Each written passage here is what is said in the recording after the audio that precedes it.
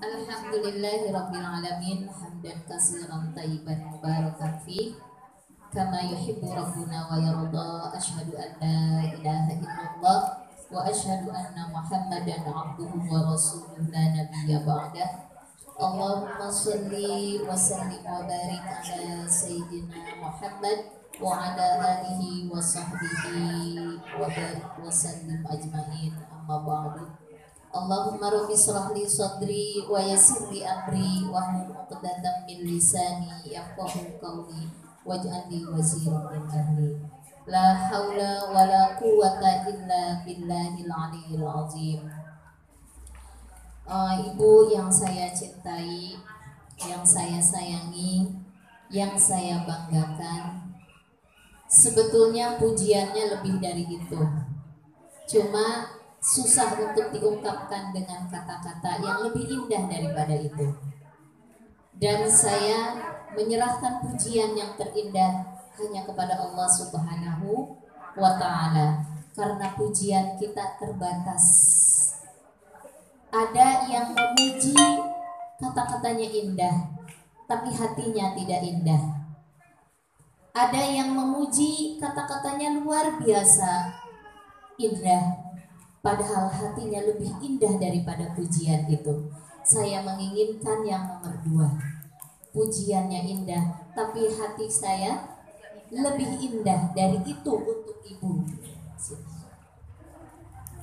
Bisa dipahami, Bu? Karena kita sedang membahas apa, Bu? Asmaul Husna, nama-nama Allah yang baik. Maka ketika kita berbicara tentang nama-nama Allah yang indah, nama-nama Allah yang baik, maka yang harus keluar dari hati kita, yang harus keluar dari lubuk kalbu kita, yang harus keluar dari lisan kita adalah kata-kata yang indah. Bukan hanya baik, Bu, yang indah juga. Kalau baik banyak, tapi indah lebih di atas kebaikan. Ibu yang saya sayangi, indah gak, Bu? Ibu yang saya cintai, indah gak, Bu? Ibu yang saya banggakan. Tapi ibu terima kasih ya sudah datang ke sini, itu baru baik, Bu.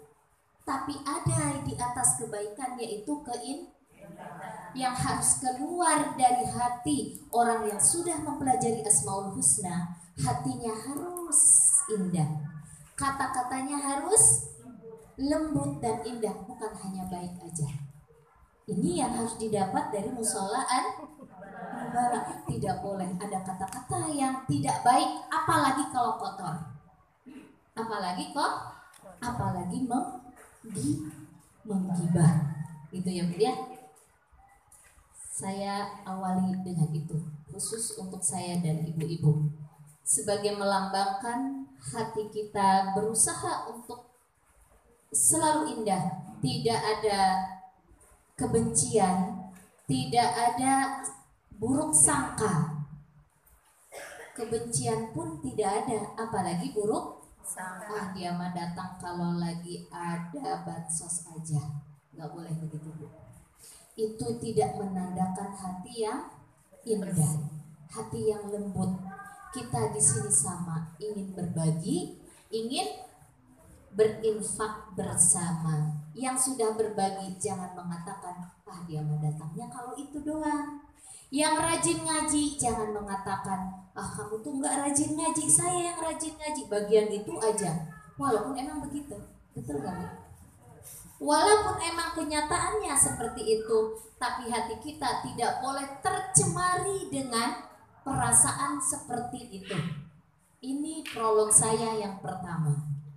Sebagai tadi dibilang yang memberikan bimbingan kepada para jamaah, itu bimbingan saya yang pertama buat sahabat-sahabatku di sini semua. Jangan merasa lebih mulia daripada orang lain. Jangan merasa lebih baik daripada orang yang belum pernah ngaji. Jangan merasa lebih rajin daripada orang yang datangnya sekali-kali. Begitu ya, Bu? Kita bersihkan hati dulu sebelumnya dan kita mohon ampun kepada Allah dengan istighfar. Karena mungkin saja di antara ibu yang baru datang ke sini, ngaji ke sini, ternyata hatinya lebih bersih daripada kami yang biasa ngaji rajin ke sini. Begitu Bu. Kami tidak mengatakan bahwa kami lebih bersih, kami lebih hebat, kami lebih banyak amal solehnya. Enggak. Mungkin saya malu mengatakan ini di hadapan ibu-ibu semua. Karena yang hanya tahu itu Allah Bu. Jadi ibu kami terbuka, yang belum biasa datang ngaji silahkan datang ngaji, jangan, nggak usah malu-malu. Saya nggak pernah ngaji Bu Filah malu, saya nggak rajin malu Bu Filah, nggak usah malu Bu. Karena di mata Allah orang yang bermaksiat belum tentu itu akhir dari su'ul khatimahnya dia. Tidak rajin ngaji, tidak ngerti agama, tapi bukan berarti itu akhir dari su'ul khatimahnya dia di hadapan Allah. Belum. Karena kata Allah, jangan putus asa kalian dari rahmat. Dan jangan pula yang merasa taat rajin, ibadahnya rajin, ngajinya rajin, infaknya rajin, belum tentu dia bersih, belum tentu dia lebih mulia. Mari kita sama-sama, yang belum sempurna kita sempurnakan, kita bersihkan di mata Allah. Yang sudah rajin kita ikhlaskan, yang sudah banyak beramal soleh kita ikhlas karena Allah, mencari ridho Allah Subhanahu wa ta'ala. Jadi awalnya kita merendah dulu di hadapan Allah, kita mohon ampun dulu di hadapan Allah, supaya pertemuan ini mendapat keberkahan serta naungan Allah Subhanahu. Karena kalau diawali dengan hati yang busuk, diawali dengan perasaan hebat, diawali dengan perasaan lebih bersih daripada orang lain, Allah tidak akan menurunkan karunia-Nya buat kita walaupun perbuatan amal solehnya banyak. Jadi yang pertama apa yang harus kita lakukan? Bersihkan dulu hati kita, istighfarkan dulu keburukan-keburukan diri kita. Tapi kadang kita banyak istighfar tapi nggak ngerti ilmunya. Nah, tadi itu awal dari ilmu kita, membersihkan hati kita. Ibu yang dirahmati oleh Allah Subhanahu wa ta'ala, yang selanjutnya, pertama-tama kita sekali lagi mengucap syukur yang sedalam-dalamnya kepada Allah yang telah menghadirkan kita di tempat yang mulia ini. Asbab dari Nabi Adam melakukan satu kesalahan yang besar. Kesalahannya Bu cuma satu ya. Yang lainnya taat semua, zikir semua, ibadah semua. Salahnya cuma satu. Asbab kesalahan Nabi Adam diturunkan ke alam dunia ini, tapi kita dapat keberkahannya. Kalau bukan karena kesalahan Nabi Adam, ibu gak bakalan dinaungi oleh malaikat sekarang ini. Ibu bayangkan kita sedang dinaungi oleh malaikat. Kenapa? Karena sebab Nabi Adam melakukan kesalahan. Itu keberkahan orang yang soleh Bu. Salahnya aja membawa kebaikan. Kalau Nabi Adam tidak pernah berbuat salah, mungkin kita tidak akan pernah hadir di dunia ini. Mungkin kita tidak dapat kemuliaan naungan dari malaikat Bu. Ini tuh karena kesalahan Nabi Adam. Itulah benar apa yang dikatakan oleh Allah. Orang yang bertakwa itu salahnya aja menjadi berkah, apalagi solehnya. Yang ada hadir di antara kita semua, saya yakin insya Allah ibu-ibu yang bertakwa, ibu-ibu yang solehah, kehadirannya akan membawa keberkahan. Kesalahannya pun akan mendatangkan ampunan Allah dan keberkahan juga, seperti kesalahan yang dilakukan oleh Nabi Adam alaihi salam. Kemudian kita sebanyak apapun amal ibadah kita Bu, sebersih apapun hati kita, tidak akan bisa memasuki surganya Allah Subhanahu wa ta'ala kalau tidak mendapatkan syafaat Rasulullah Sallallahu Alaihi Wasallam. Maka oleh sebab itu, mari kita meminta kepada Allah untuk menyampaikan salawat salam kita, rasa cinta kasih kita yang terdalam hati kita kepada Allah, supaya disampaikan kepada Nabi yang agung kita, Nabi besar Sayyidana wa Maulana wa Syafi'ina wa Habibina Muhammad Sallallahu Alaihi Wasallam. Didengar Bu sama Rasulullah. Kalau salawat kitanya penuh dengan cinta kasih Bu. Oh tadi sudah dikikis keburukan hati kita ya. Insya Allah Ibu nggak bakalan Ibu punya hati, punya lisan yang indah, punya hati yang indah, punya hati yang bersih kalau tidak ngerti ilmunya. Itu makanya saya terus menerus mengajak Ibu, ayo membiasakan hati yang bersih, lisan yang indah. Ketika sholawat kita kepada Rasulullah itu akan berefek. Beda dengan orang yang hatinya buruk, hatinya busuk, suka buruk sangka sama orang. Dia datang tuh karena ada apa-apanya. Itu buruk sangka, busuk hati. Ketika dia bersolawat kepada Rasulullah, tidak akan sampai orang yang busuk hatinya. Jadi banyak orang yang bersolawat capek-capek ratusan, ribuan karena menginginkan keutamaan A, keutamaan B. Itu mental lagi. Tidak diterima oleh Rasulullah, ditolak oleh Rasulullah. Kenapa? Karena Rasulullah adalah manusia yang maha indah. Rasulullah adalah hati yang bersih. Dia tidak mau hatinya terkontaminasi dengan kebusukan hati umatnya, dengan keburukan yang dilakukan oleh umatnya. Enggak mau Rasulullah. Makanya ketika kita bersolawat kepada beliau, Allahumma sholli ala Sayyidina Muhammad, bukan hanya ucapan. Apa kata para ulama? Di situ ada kata yang terindah. Ya Allah, sampaikan salam cinta kasih kami kepada Rasulullah. Bagaimana kita punya rasa cinta Bu kepada Rasulullah, sama yang hidup aja kita nggak cinta. Kita buruk sangka, busuk hati, selalu curiga, nggak suka dengan orang yang dapat nikmat lebih dari kita. Bagaimana Rasulullah yang sudah wafat kemudian kita mengaku cinta kepada beliau, sama yang hidup aja kita nggak cinta. Tapi kalau kita sudah cinta sama yang hidup, insya Allah ketika apa yang diperintahkan dan diinginkan oleh Rasulullah menjadi hati yang lembut, tidak banyak buruk sangka, tidak busuk hati, iri, dengki dan sebagainya, insya Allah Rasulullah itu Bu menatap hati setiap umatnya, menatap, dilihat hati si A tuh bagus apa enggak, hati si A tuh suka cemburuan apa enggak, hati si A tuh suka buruk sangka enggak, hati si A ini bakhil gitu ya, dedekut. Rasulullah itu lihat Bu. Jadi ketika ada orang Allahumma sholli ala Sayyidina Muhammad, apa lu Allahumma sholli, enggak diikutin perintah aku, enggak diikutin teladan aku, dilempar lagi itu sholawat kepada muka kita. Sholawat banyak, hidup kagak berubah-ubah, bener gak Bu? Katanya kan, kalau kita bersolawat, Allah akan bersolawat 10 kali kepada kita. Kalau Nabi saja bersolawat kepada kita, pasti akan ada perubahan hidup Bu. Ini yang bersolawat yang menciptakan kita. Hadisnya dari mana Bu? Man shalla alayya salatan sallallahu alaiha. Berapa Bu digantinya? Allah akan membalas asrawiha. Allah yang akan bersolawat kepada kita. Saya suka berpikir, ya Allah, jangan engkau tolak solawat hamba kepada junjunganmu yang mulia. Apa yang membuat solawat kita banyak ditolak oleh Allah? Karena Rasulullah tidak ridho dengan kita.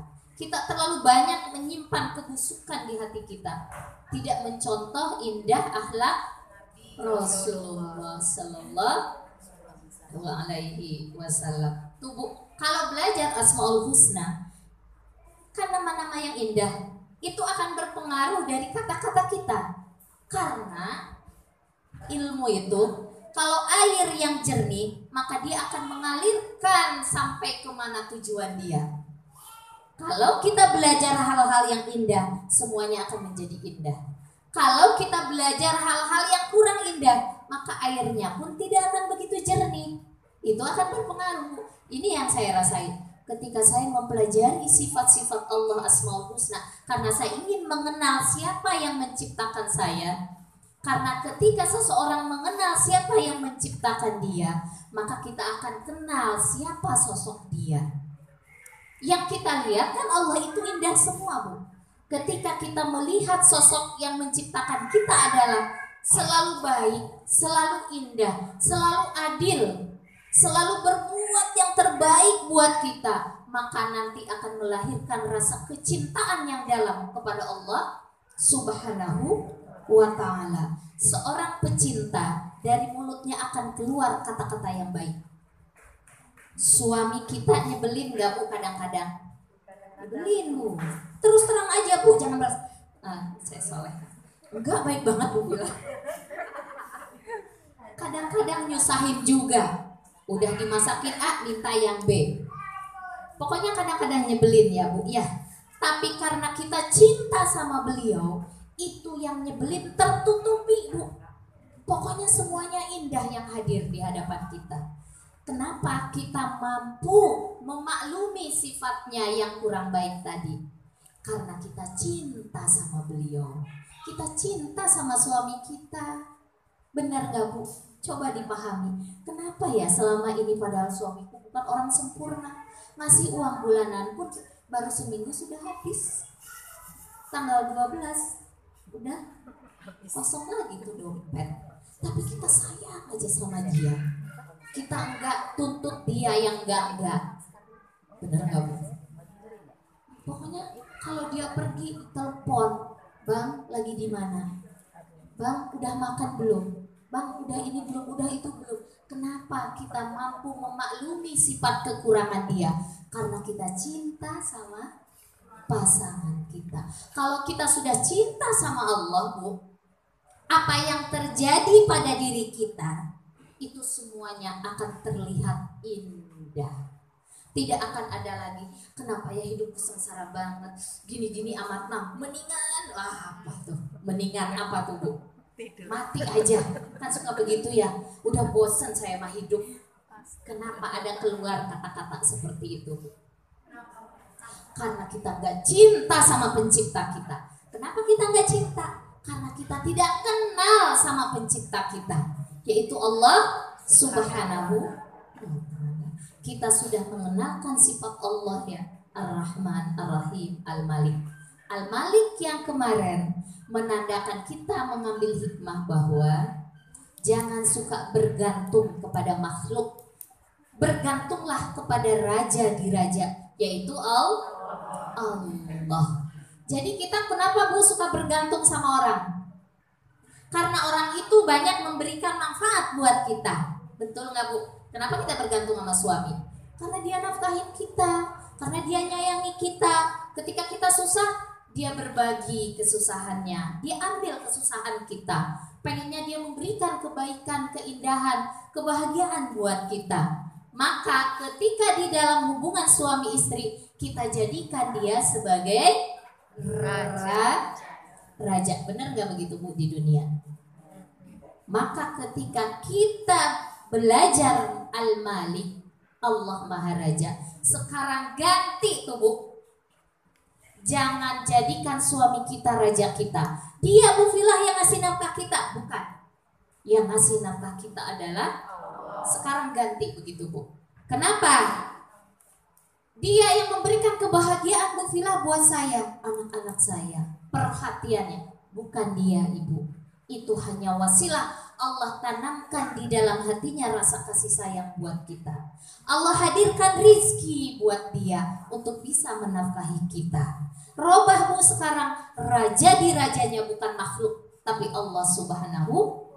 Karena apa? Kalau makhluk ketika kurang, kita akan kelayangan, mengeluh, marah-marah, manyun. Kalau kita menganggap bahwa suami kita lah yang mencukupi rizki kita, yang menafkahi hidup.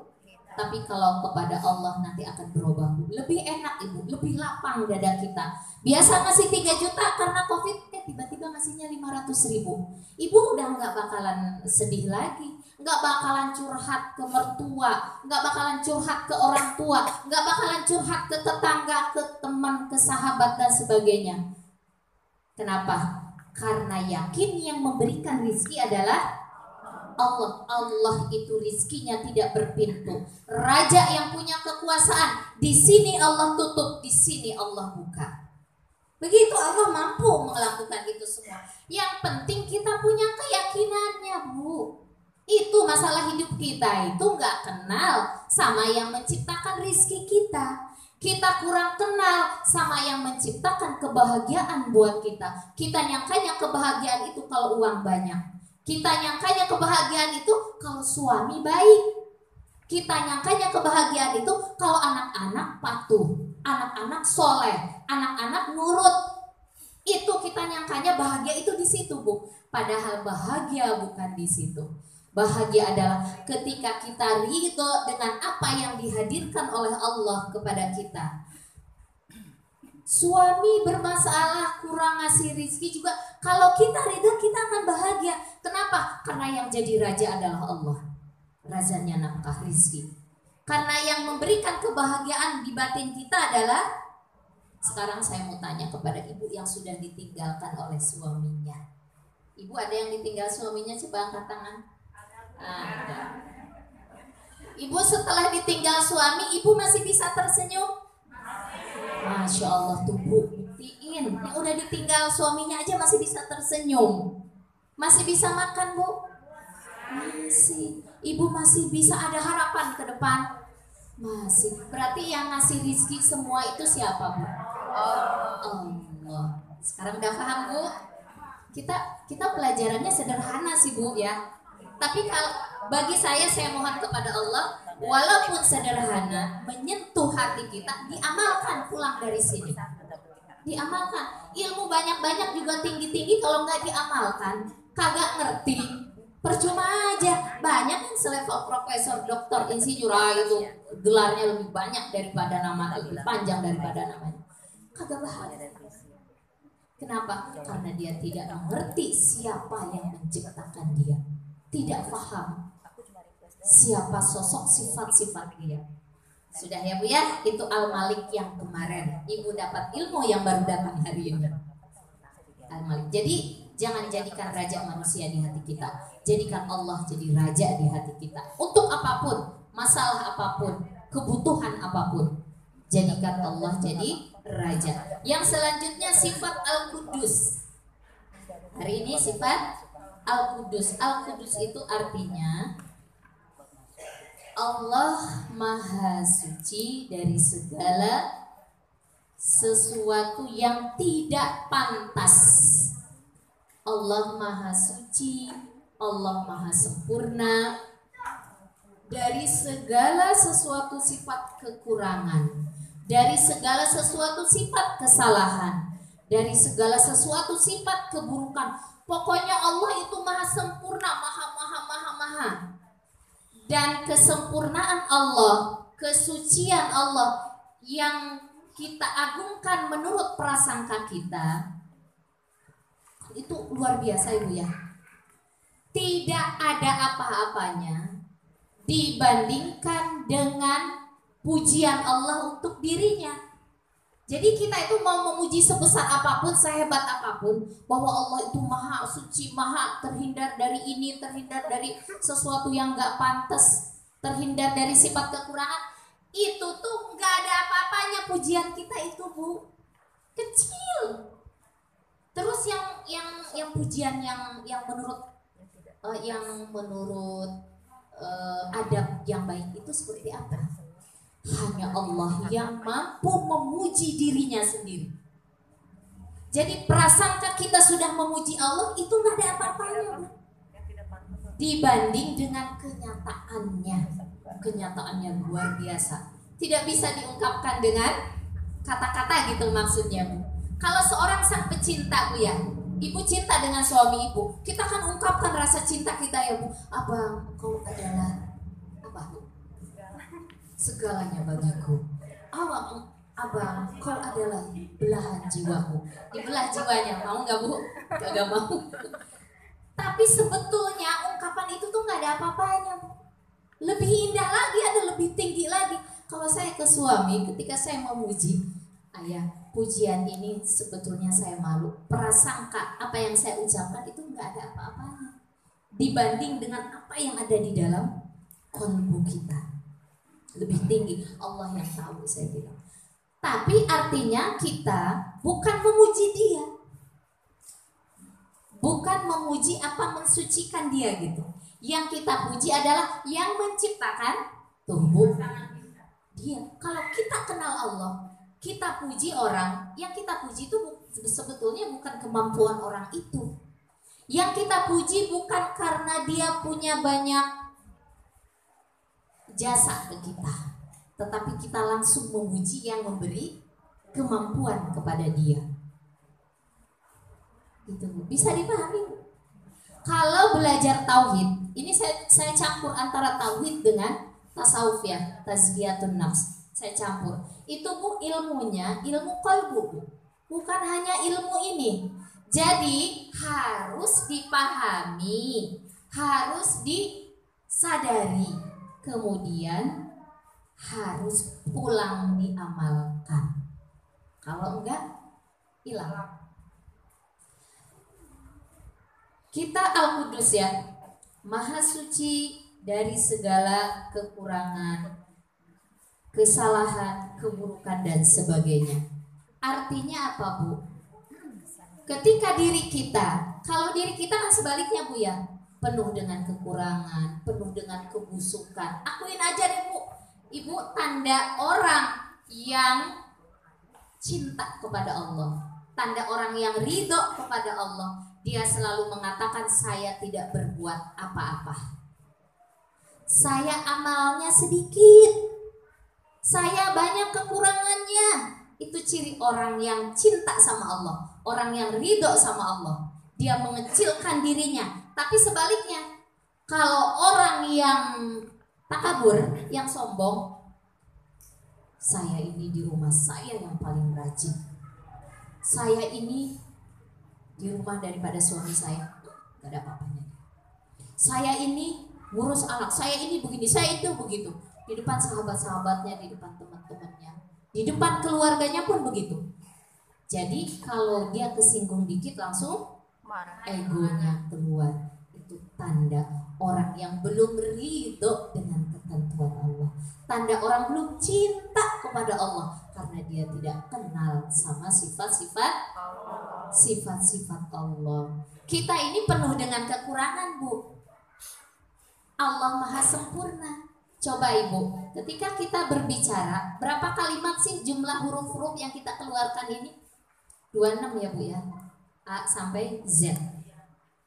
26 diputar-putar aja begitu Bu. Sekarang kalau angka matematik berapa Bu? 1 sampai 9. 10 itu kan 1 sama 0. Diputar-putar aja di situ. Kenapa kita muter-muter di situ? Karena kita nggak bisa apa-apa emang. Terbatas kemampuan kita. Ibu saya sekarang kalau baca Quran, dimenyeng-menyengin mata juga, ya Allah. Sekarang baca nggak bisa lama. Kenapa harus pakai kacamata? Cepet pegel kalau pakai kacamata. Udah gitu kadang kalau ngaji kacamatanya ketinggalan mulu. Itu keterbatasan emang kita ini lemah Bu. Wa khuliqal insanu dha'ifa. Kita diciptakan Bu. Berarti kalau diciptakan ada yang terima kan? Semuanya dihadirkan oleh Allah. Kita ini lemah, penuh dengan kekurangan, penuh dengan keburukan dan sebagainya. Harus diakui Bu, mulai dari sekarang di hadapan manusia maupun di hadapan Allah. Maka tidak akan ada lagi namanya itu nanti cepat tersinggung, baperan, marah-marahan, sewotan dan segala macam ya, dendaman dan sebagainya. Kenapa? Kalau orang merasa rendah, dia akan begini enggak Bu? Iya. Dia akan selalu tunduk. Bener gak? Di depan suami juga, iya Mas, aku tuh banyak salah. Dulu apaan? Oh. Di depan anak kita enggak, kata mama begini, harus begini, tangannya begini. Kalau sekarang ajak duduk. Saya ini sebagai seorang ibu, tugasnya di rumah adalah taat sama suami, satu. Kedua, ketika kita mendidik anak, kita nggak punya kuasa apa-apa, hanya diamanahin oleh Allah. Itu aja Bu. Kita itu suka petantang-petantang sama anak. Kamu tuh anak mama. Mama yang membesarkan kamu. Mama yang ngasih makan kamu. Mama yang memperhatikan kamu. Oh dia udah lupa itu sama Allah. Apa yang terjadi? Banyak kecewa kita sama anak kita. Allahnya juga tidak disertakan. Lari Allah dari kita, tidak memegang anak kita. Kenapa? Ya sudah, itu kan anak kamu.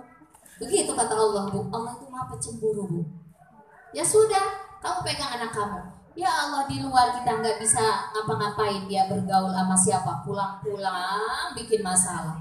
Kenapa? Karena Allah tidak membimbing, tidak menarik, tidak mengarahkan anak kita. Kenapa? Karena kita merasa anak itu adalah milik kita, bukan titipan. Begitu. Jadi kalau kita sudah merendahkan diri kita di hadapan Allah, merasa tidak suci, merasa banyak kekurangan, merasa banyak keburukan, ya Allah saya ini nggak bisa apa-apa. Oh, di situ Allah menghampiri kita.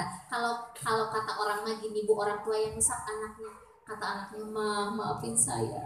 Banyak keburukan yang saya lakukan. Saya belum bisa berbakti kepada mama. Itu sama anak itu Bu. Kalau ada anak kita seperti itu, sayang nggak Bu? Sayang. Coba kita rubah sekarang kepada Allah begitu. Ya Allah, saya ini lemah. Saya ini cuma dititipin sama Engkau anak saya, ya Allah. Ya Allah, bimbing anak kami, ya Allah. Saya hanya tidak punya kemampuan yang banyak. Jadi ketika ada anak menghampiri kita, nah sini. Begitu sekarang. Dulu kan enggak. Kamu tuh harus begini ya. Kamu tuh begini. Oh, didoktrin pokoknya. Kita lah sang raja gitu. Itu saya Bu, saya itu Bu. Sama. Ternyata sama, saya cuma ini doang Bu. Ini bener nggak nih sama? Tapi setelah saya mempelajari Asmaul Husna, oh ternyata banyak kesalahan yang dilakukan dalam pendidikan kita, sehingga Allah cemburu sama kita. Kalau Allah sudah cemburu Bu, Allah murka sama kita, maka anak kita bermasalah Bu. Benar Bu. Tapi kalau kita kembali tobat kepada Allah, kita mengakui kekurangan kita dan kita mengakui keagungan, kehebatan, kesucian Allah Subhanahu wa taala, maka Allah akan tarik kembali yang bermasalah tadi. Insya Allah akan bereskan. Nah, jadi jangan putus asa Bu ya. Sebanyak apapun masalah dalam kehidupan kita, ketika kita kembali kepada Allah, kita ingin kenal Allah, maka Allah akan bereskan segalanya. Gitu. Hikmahnya apa sih ketika kita meyakini sifat Al-Qudus itu? Hikmahnya adalah kita selalu berhusnuzon kepada Allah.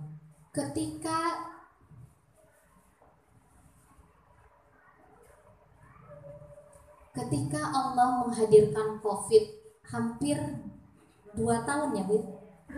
2 tahun sudah, hampir 2 tahun Bu. Yang tadinya usahanya lancar jadi tersendat-sendat. Yang tadinya bekerja di PHK dan sebagainya. Banyak ya Bu ya. Di sini ada yang tadinya usahanya lancar jadi susah. Tapi kalau kita memahami sifat Al-Qudus ini, Allah Maha sempurna dari segala kekurangan, dari segala ketidakmampuan Allah. Apa yang akan terjadi pada seseorang yang memahami sifat Al-Qudus ini Bu? Dia akan mengatakan, ini hanya ujian dari Allah. Pasti ada hikmah yang besar di balik ini. Saya tidak boleh berkeluh kesah. Karena ini dihadirkan oleh Allah. Jadi kalau kita sudah memahami apa yang terjadi pada diri kita, kelihatannya buruk Bu. Tapi sebetulnya di situ tidak ada keburukan sedikit pun.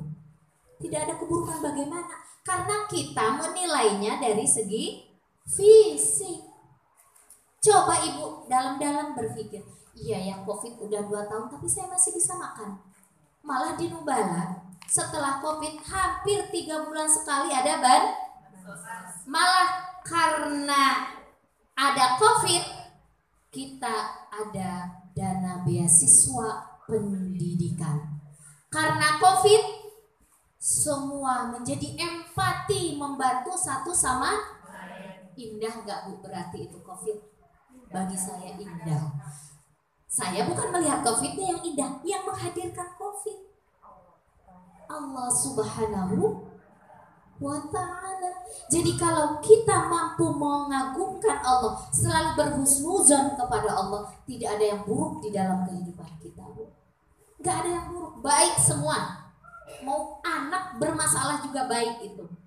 Ada yang Allah ingin perbaiki dari diri kita. Suami Bu bilang, si A begini sih. Kenapa kita suka membanding-bandingkan dengan orang lain, Bu? Allah maha sempurna ciptaannya menghadirkan kepada kita pasangan maupun anak kita atau tetangga kita. Jangan dibandingkan dengan tetangga yang lain. Orang di dalam kehidupan aja, Bu. Di dalam rumah kita punya saudara. Berapa? Ada yang 6, ada yang 5. Sama nggak Bu rizkinya? Beda. Si Anu udah nikah kok. Nah, dari sebelum nikah aja orang tua kita kadang-kadang lebih mencukupkan dia. Itu Allah Bu yang menghadirkan. Kemudian postur tubuhnya. Kenapa adikku mancung ya? Aku kok pesek. Dia tinggi, aku kok pendek. Dia putih, aku kok rebek gitu kan, segala macam. Iya. Kalau kita memahami sifat Al-Qudusnya Allah yang maha suci dari sifat kekurangan, kita akan mengatakan, ya Allah, sempurna ciptaanmu buat aku. Sempurna, Bu. Orang dalam kehidupan aja bisa berbeda ya, maksudnya beda-beda kita lihat di keluarga. Sekarang kita melihat kepada Zat yang maha hidup, yang maha sempurna. Masya Allah. Jadi kalau dilihat, kalau orang memiliki mampu, Allah tanamkan sifat Al-Quds di dalam hatinya, Bu. Satu, dia tidak akan bersuuzon kepada Allah, enggak. Jadi dia lihat hidupnya, alhamdulillah ya Allah. Dia lihat adiknya mancung, gak apa-apa, itu udah diatur sama Allah. Hidung pesek itu Bu manis kelihatannya. Kalau hidung mancung emang kelihatan kayak orang India gitu. Kayak orang bule gitu. Jadi artinya kalau orang memahami hikmah Al-Qudus ini, itu apa yang terjadi pada dirinya, ya Allah. Ini tuh yang terindah dari Engkau. Yang penting mah Bu, kita yakin sama Allah. Bu Filah, tetanggaku rizkinya berlimpah ya. Padahal kayaknya rajinan aku di sholatnya. Tetanggaku sudah punya mobil, padahal aku tahajudnya wah segala macam gini. Iya. Kalau kita mampu memahami menyelami sifat Al-Qudus ini, Bu. Kan Allah yang ngatur itu semua. Allah lebih tahu kebutuhan dia daripada kebutuhan kita. Emang kita sengsara Bu hidup kalau beda dengan tetangga kita. Nggak bisa makan, sesek begitu ya. Yang bikin sesak itu kita, diri kita sendiri. Sebetulnya kalau tetangga dia beli kulkas baru, beli motor baru, yang bikin sesek diri kita. Coba kalau gini kita. Iya, ya Allah, alhamdulillah dia dikasih rezeki, emang udah diatur sama Allah. Ya Allah, saya senang. Ibu nggak bakalan sesek napasnya. Nggak usah ibu ke warung tetangga beli panadol. Iya, insya Allah itu Bu. Kalau kita mampu memahami, tidak ada yang buruk yang Allah hadirkan di hadapan kita. Semua udah diatur. Wa fis samai rizqukum wa ma tu'adun, kata Allah. Di atas langitlah rizki yang sudah diatur untuk kalian, udah dijanjikan oleh Allah. Rizki ibu nggak bakalan mampir ke saya, nggak bakalan. Yang udah ditentuin oleh Allah. Atau rizki saya akan diambil oleh ibu, nggak bakalan Bu. Rizki saya diambil oleh tetangga saya, nggak bakalan. Tetangga saya bakal ngambil rizki saya atau dibalik, nggak bakalan. Kenapa? Kata Allah, wa fis samai rizqukum wa ma tu'adun. Sudah diatur semuanya oleh Allah, udah diukur. Jadi kalau saya berbuat baik sama dia, Bu Vila, saya tersenyum, dia cemberut, biarin aja. Kan ada Allah yang melihat kita. Saya ngasih makanan ke dia, saya berbuat baik ke dia, tapi dia tidak balik membalas. Tenang Bu, yang membalas adalah walaupun kita mati-matian baik sama dia, orang rezeki kita udah diatur di atas segitu, gak bakalan berubah Ibu. Berbuat baik saja, Allah aja yang melihat apa yang kita lakukan, yang kita perbuat. Ketika Allah berbuat untuk kita, maka di situ tidak ada kecacatan sedikit pun perbuatan Allah buat kita. Itu Al-Qudus. Gimana kalau melihat orang yang maksudnya begini, ngelihat kita itu selalu pokoknya nggak puas aja gitu, ada aja yang salah. Yang penting Ibu tidak melihat dia selalu salah.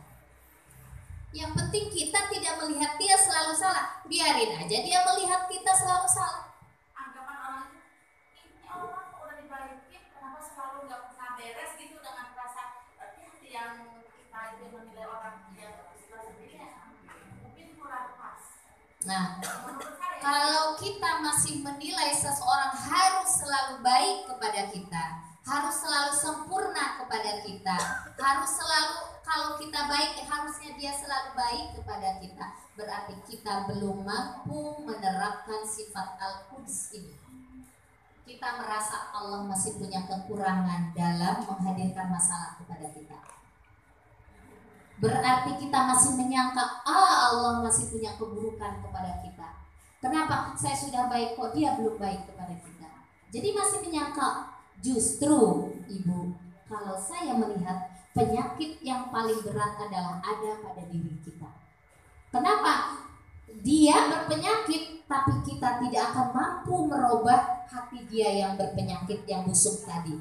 Tapi kalau kita melihat sayalah yang berpenyakit, melihat bahwa Allah tidak sempurna di dalam menghadirkan masalah buat diri saya, itu ketika kita mampu menilai diri kita yang buruk, maka kita akan memperbaiki keburukan diri kita. Tidak ada yang buruk di mata Allah. Itu hanya ujian buat saya. Terus gimana? Biarin aja dia hubungannya sama Allah. Orang yang melihat kekurangan seseorang itu mungkin lebih luas untuk memaafkan aja. Kita maafin dia, Bu. Kemudian yang penting diri saya baik, tidak pendendam, memaafkan kesalahan dia. Biarin aja dia hubungannya dengan Allah. Itu indah, Bu, kata Allah ini orang. Artinya kalau orang sudah mampu melihat bahwa apa yang hadir pada dirinya itu adalah kesempurnaan dari sifat Allah yang tidak punya sifat kekurangan, dia sudah ditanamkan oleh Allah di dalam kalbunya sifat Al-Quds. Mau Bu punya sifat Al-Quds? Sifat yang 99 itu sebetulnya Bu, itu harus dicontoh, harus jadi cermin buat kita. Kita memiliki sifat 99 kecuali satu, sifat kiber yang tidak boleh dicontoh oleh manusia. Di antara sifat Allah yang 99 kecuali sifat kibria, sifat sombong. Yang lain boleh diikuti, kata para ulama begitu. Harus kiber. La yadkhulul jannata man kana fi qalbihi misqala habatin min khardalin min kibr. Kalau udah ngaji enggak, Bu? Dia tuh enggak ngaji. Bercanda kali, Bu. Ngaji. Bercanda kali. Bercanda. Iya betul, bercanda. Husnuzon aja ya. Ya mungkin bercanda gitu. Iya. Kemudian kita lanjutkan ya Bu ya. Nabi Yunus, Bu, ketika dia berbuat salah, apa yang dia lakukan? Dia bertaubat. Taubatnya beliau apa? Pertama dengan tauhid, Bu. La ilaha illa anta. dia sucikan dulu Allah. Jadi Bu, kalau kita ingin memandang perbuatan buruk kita tidak akan bersuuzon kepada Allah. Kita akan melihat apa yang terjadi keburukan pada diri kita itu adalah kesalahan kita. Pertama yang harus dilakukan, emang kita itu harus bertauhid benar sama Allah. Maka Nabi Yunus mengatakan la ilaha illa anta, tidak ada Tuhan kecuali Engkau ya Allah. Dia menanamkan sifat al-quds di dalamnya. Apa Bu? Ketika dia dimasukkan ke dalam 3 kegelapan, kegelapan malam, kegelapan lautan, dan kegelapan di dalam perut ikan, itu kan 3 kegelapan, tapi dia tidak menyalahkan Allah. Kenapa? Kata dia maha suci Allah. Ini tuh gak sia-sia Allah memasukkan aku di dalam 3 kegelapan, di dalam kesakitan ini tuh Allah mulia pekerjaannya, kata beliau. Subhanaka, ada subhanakanya kan? Maha suci Allah. Kenapa Nabi Yunus mampu mengungkapkan kalimat-kalimat yang indah ketika dihadirkan sesuatu yang buruk pada dirinya? Tidak nyalahin Allah dia, tidak bilang begini, Allah nih gak adil, Allah nih gak sayang sama saya. Gak begitu Bu, padahal dia Nabi. Kesalahannya apa sih Nabi Yunus? Kurang sabar doang menghadapi umatnya. Ratusan tahun mereka gak mau ibadah kepada Nabi Yunus. Itu mah kalau menurut kita mah wajar ya Bu ya. Tapi karena dia Nabi, Allah tidak mau merusak hatinya. Sedikit pun kesalahan pada dirinya Allah langsung bersihkan. Tapi karena dia Nabi, dia mengenal Allah, dia tidak menyalahkan Allah dengan perbuatan yang Allah berikan kepada dia. Disiksa selama berapa puluh hari Bu di dalam perut ikan? Ada yang tahu? 40 hari. Biasanya para taubatnya para nabi 40 hari. Nabi Musa juga 40 hari. Nabi Muhammad SAW di Gua Hira berujlah berapa hari? 40 hari. Jadi kita lanjutkan. Jadi ketika Nabi Yunus mendapatkan ujian dari Allah, kelihatannya buruk tapi dia tidak menyalahkan Allah. Karena apa? Karena Allah sudah tanamkan sifat al-quds di dalam qalbunya dia. Ibu, kita itu dapat masalah apapun, kalau sudah kenal sama yang menghadirkan masalah gak bakalan marah-marah sama Allah. Nerima aja, ridho aja deh, ridho saya. Emang saya begini, akui aja. Gak ada kemuliaannya apapun di hadapan Allah ya Bu ya. Yang selanjutnya, jangan merasa suci ketika kita banyak beribadah kepada Allah. Karena yang hanya punya sifat sempurna kesuciannya hanya Allah. Kita rajin ibu ngaji, rajin tahajud, rajin berinfak. Jangan merasa suci, kata Allah, fala tuzakku anfusakum. Quran surat An-Najm ayat 153. Kenapa? Sehebat dan sebaik apapun perbuatan kita Bu, sehebat apapun ibadah kita, apakah ketika kita sholat kita khusyuk? Khusyuk gak Bu? Khusyuk gak? Enggak.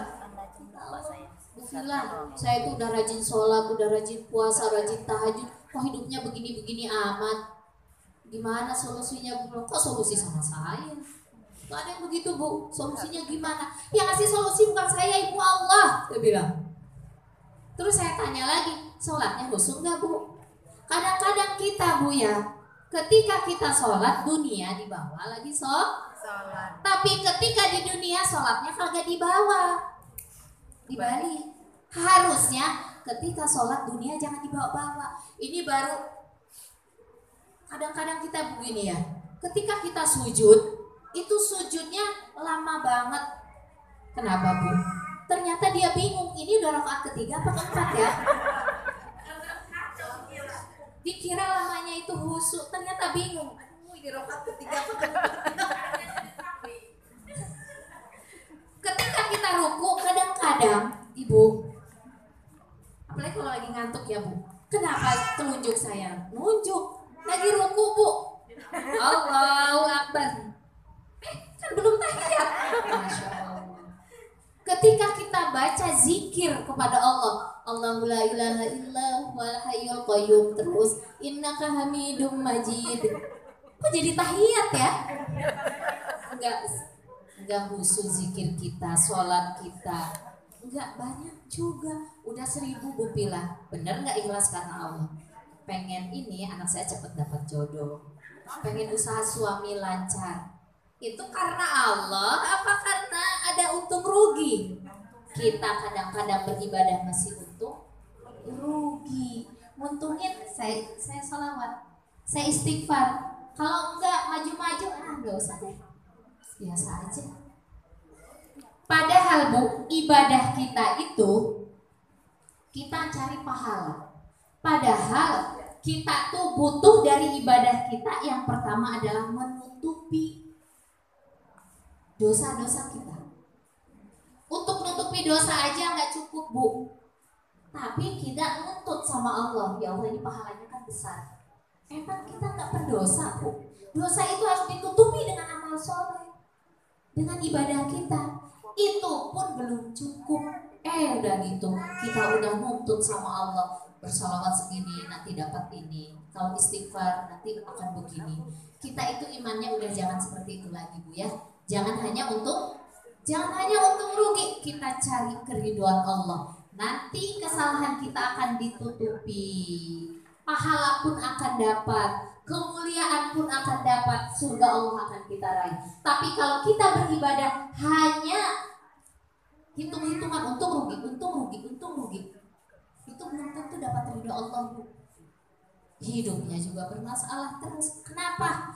Karena kan untung rugi. Kata Allah, kamu kan mau untung rugi itu baca sholawat, kamu sholat, kamu zikir, kamu baca Quran, pengen dapat A, pengen dapat B. Belum karena aku sepenuhnya. Tutupi dulu dosa kamu.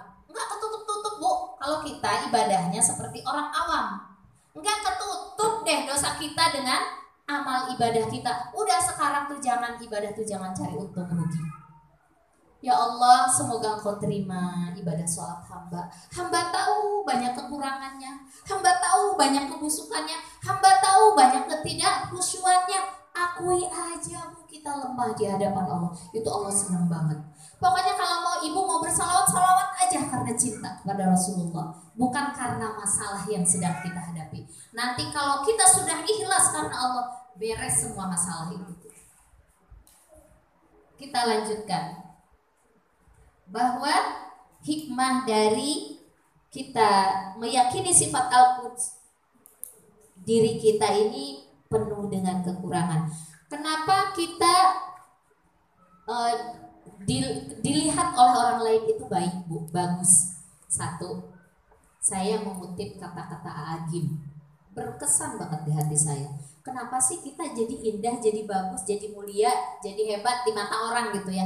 Pertama karena diri kita ini tertutupi oleh kulit kita. Coba Ibu lihat kelopak mata, pegang kelopak mata Ibu. Kalau nggak ada kulit bagus nggak? Ngejeplak begini nih, nggak jelas melotot. Karena ada kulit yang menutupi keburukan kita. Ibu, ada orang yang kena penyakit kulit yang apa ya? Putih-putih di sini tuh. Putih di sini, sebelah putih di sini enggak. Masya Allah. Kenapa? Allah angkat sedikit itu kulitnya, warnanya doang yang diangkat Bu, kulitnya mah enggak. Bagus enggak Bu? Nah itu jadi yang menutupi kita, jadi kita indah baik itu karena kita ada kulit. Yang kedua, karena Allah menutup pikiran kita. Ibu, alangkah bahayanya kalau ibu tahu pikiran saya. Rusak itu saya itu, nggak ada yang mau dengerin di sini. Dan alangkah saya kecewa sama ibu kalau saya tahu pikiran ibu.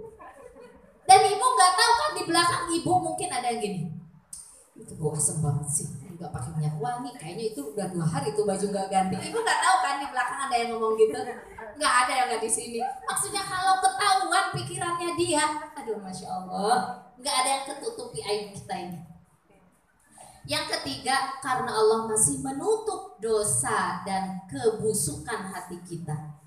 Mungkin saya ngomong gini, kayaknya agak matching banget gitu. Itu kalau Bu Robiatin tahu saya ngomong gitu, besok nggak ngaji lagi.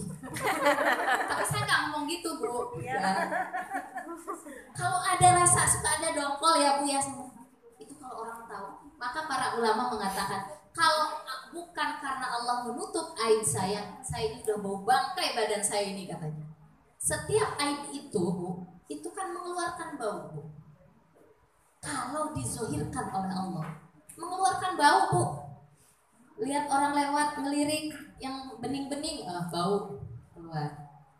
Terus kadang-kadang kita dongkol sama anak, bau keluar, bau. Mana wanginya? Nggak ada. Kita wangi sekarang tuh karena pakai minyak wangi. Itu karena Allah tutupi aib-aib kita, ya Allah, Masya Allah, ya Allah. Saya bilang, nggak ada baik-baiknya acan, nggak ada indah-indahnya acan gitu. Ya Allah, Alhamdulillah.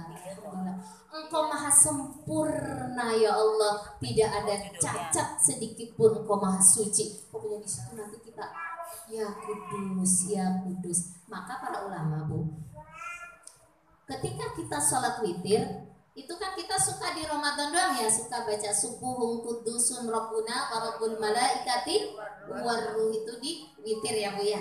Coba sekarang dawamkan bacaan ini ketika iftitah witir. Jadi kan setelah kita doa ya, sholli sunnatan witri rokatan atau salah rokaatin atau rokaat ini dulu. Nah, pokoknya namanya witir kan ganjil. Nah, baca iftitahnya, baca ini Bu, subuhun kudusun rabbuna wa rabbul malaikati waruh. Ditanamkan ke dalam qalbu kita, ya Allah. Semoga ya, dengan kita mendawamkan itu, sifat Al-Quds Allah masuk ke dalam hati kita. Sehingga kita melihat apapun yang hadir pada diri kita ini sempurna Allah yang menghadirkan.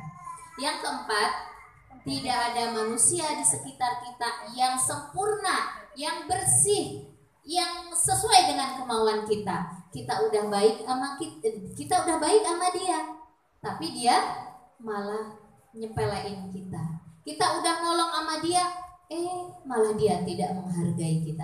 Tidak ada jadi tidak ada, kita itu harus punya prinsip dalam hidup. Tidak semua yang kita inginkan orang lain itu baik kepada kita, maka dia menjadi baik kepada kita. Jadikanlah kekurangan sahabat-sahabat kita itu, orang lain itu yang menyakiti kita, itu jadi ladang amal soleh buat kita. Ladang amal solehnya apa aja? Pertama, ladang syukur Bu.